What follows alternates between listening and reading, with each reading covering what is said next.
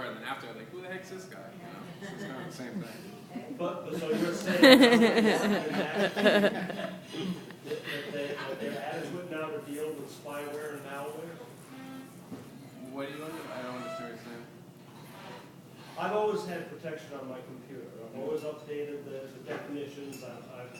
And it seems like the only time I ever have problems is when something comes in the spyware or malware families, not It's not a virus Trojan or a per se. virus. So it gets in there, and then I spend all the time trying to clean that out.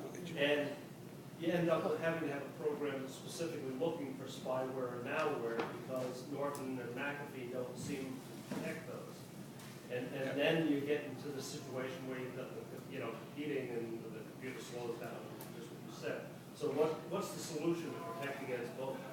Well, a lot of the programs have internet security versions, and even now the antiviruses, they come with anti-spyware or anti-malware built right into the antivirus. So all of them now really cover all the grounds. It was basically called malware before, which could be adware or viruses or spyware, but they're all covered in now. I think back in 2008 they started coming with anti-spyware. So I can just go with the name. Yeah, I would go with an internet security program like it were me. Like I use AVAS Internet Security, and I've noticed that with that, it catches everything. When I do a scan, it finds like cookies and just stuff that really doesn't matter. But if you don't have an up-to-date antivirus, there's a nasty one going around. It goes into the master boot record of the hard drive. Probably doesn't mean much to you, but it means a lot to me because if you've got a master boot record rootkit virus on your hard drive, that means if I erase your hard drive, reload Windows, the new installation of Windows is going to have a virus on it because it's on the master boot record of the hard drive. It just worms its way back into the system. So I noticed that because personally, internet security is really good at blocking that because a lot of times we'll take a hard drive out of a computer, we'll scan it on our other machine, and it'll find the master boot record rootkit and remove it. When we reboot the computer, it's gone. And you got to do that before you even load Windows, because, or else it'll just come right back to the computer. Are there any other questions? Yeah, I get a lot of these pop-up, like, I get all kinds of pop-ups. Like I have Norton antivirus that I renew every year. It's the same old thing. And I have a couple different networks, but I always get these pop-ups from different companies. Like through Internet Explorer, just another one. Yeah, like Internet Explorer saying, we found 60 viruses on your machine, and warning, it wants you to update, or run some kind of like repair. Yeah. But then I find out later that it's not really my spyware program. It's like another company coming into my system trying to sell me theirs. Yeah. But it's hard to tell if it's mine or if it's like a hacker. The best way to find out, that's a fake antivirus, and a lot of, you get that a lot on the internet. I mean, that's the most common thing I've seen nowadays. And a lot of times you can tell because if you know how the Internet Explorer window has the red X in the top left corner and then minimize, but it may not have the address bar and everything. But if you see that there and it looks like it's in like an Internet Explorer window, it's a pop-up and it wants you to click on the window because once you click on it, it's going to start installing stuff into your computer. Right. So once you say yes, you want to repair. Or even no. Even if you click on no, it's going to install. You just close the window with the red X. So use the red X and close it. So you answer yes or no. Yeah. If you hit the red X and nothing happens, then if you hit Control Delete, go into the Task Manager, and just find the process that says iExplore, and all the iExplore processes if you have to reboot the computer. Just don't click on something in the window to get rid of it because what it's going to do is it's going to install on your computer. Can you just unplug it? That's what I do. I would. That's what I do. I would try to do everything but unplug it, but if it's not going away, unplug it. Because it keeps, I keep getting the same I get one. scared It keeps now. I coming will on all plug my it. computers in my office. I go, You got a worm is what you got, because the worm is actually going around to all the computers and installing itself. Usually it's a flaw in your security, and if you do all your updates, like for the Windows, update the antivirus, and then reboot them all, and then run the antivirus scan, full scan on all the computers, it'll probably find it on every single computer. really? Yeah. Because it's just, I can't get rid of it. Yeah, if you don't do it on all the computers, if the worm stays on one computer and you remove it from all of them, if the security hole's not patched in the rest of the computers, like through Windows updates, it's just gonna keep passing around like a virus. That's what it is. And it makes them run slower, right? Yeah, it's gonna definitely make them run slow. But if you get a lot of pop-ups, even besides that, it's probably from some type of infection in the browser. There's a lot of the viruses now, not even on just browsers, but they're an infection in your browser. And if you go into manage add-ons, you can actually see everything that's loaded when you start your browser. And you can tell a lot of times, because they just have generated numbers and letters, and that usually, you can see the company that publishes. Skype sometimes does that, but some of the other companies, you can see what they are. You can see that it's a problem. Yeah.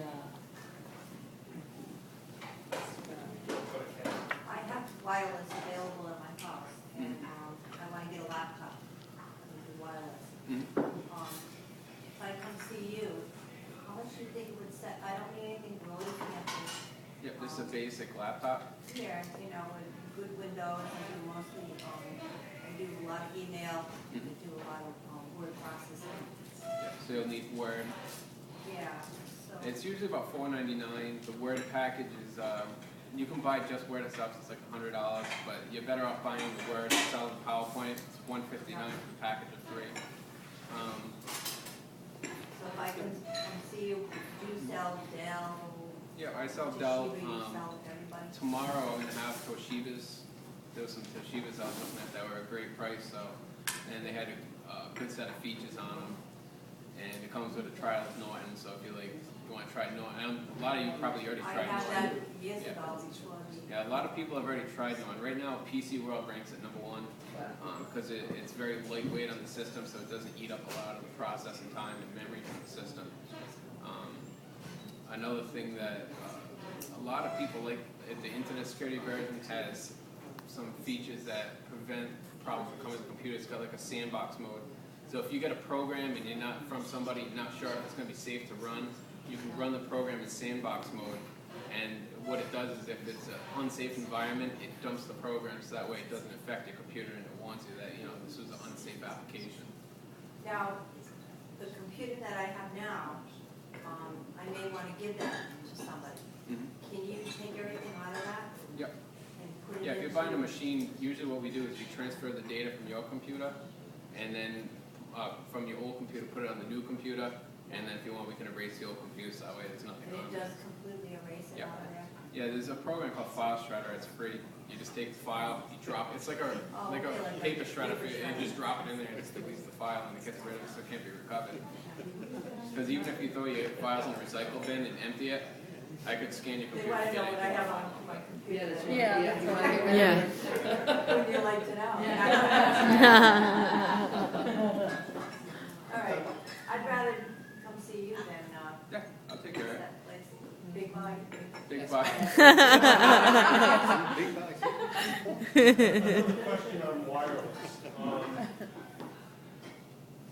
If I have people coming in all the time, my kids, me, I've got tablets around the house, I've got my cell phone, the kids bring in their cell phone.